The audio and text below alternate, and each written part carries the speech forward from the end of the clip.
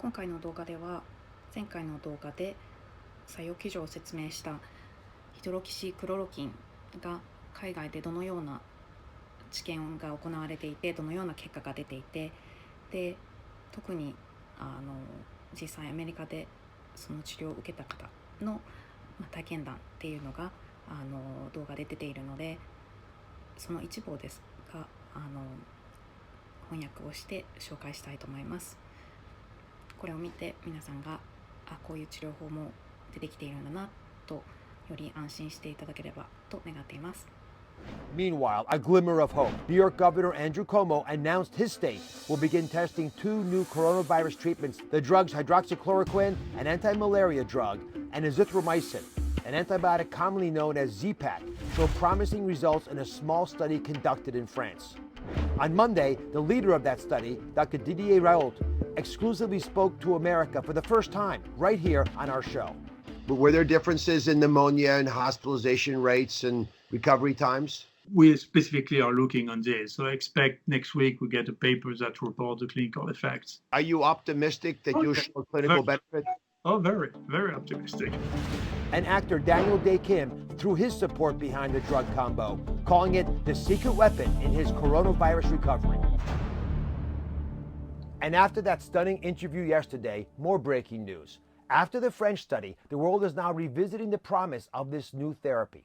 In China, there are reports from astute doctors at one hospital that they noticed no patients coming into the facility suffered from lupus, and none of the lupus patients who came to that hospital had COVID-19. One big difference, lupus patients used the drug hydroxychloroquine. Now, Remnen Hospital in Wuhan University reportedly did a study where they gave that drug to 20 patients over 2 weeks, and all 20 patients had improvement of their symptoms within 2 days. And 19 out of 20 had less disease show up in their CT scans of their lungs. Now, we're working to confirm this in other pilot studies. If reports are accurate, it helps to confirm beliefs in Dr. Raoult's work from France. But let me be clear, this drug has not yet been approved for coronavirus, and no one should be using the word cure, but it is being used by U.S. doctors to treat some coronavirus patients. And I, like you, want to hear from the patients themselves for their vital instincts. So let's get started. Rio is joining us from his hospital room in Hollywood, Florida. He was just given the anti-malaria drug hydroxychloroquine. So Rio, when did you get diagnosed with COVID-19 and how bad did your symptoms get? On Thursday afternoon, I was diagnosed with pneumonia and the COVID-19. Things didn't get really bad until Friday. I had already been at my home for 6 days with a fever and cough and all the rest of it, and I was trying to beat it at home. It got too bad, and I came to the hospital to be tested. They were offering tests out front. When I was walking up to the ER, unfortunately, I started getting really faint, and they took me in the ER immediately. And 2 days later, I was diagnosed with having COVID. Friday night is pretty much the culmination of when it got really bad for me, and it was very tough for me to breathe and talk.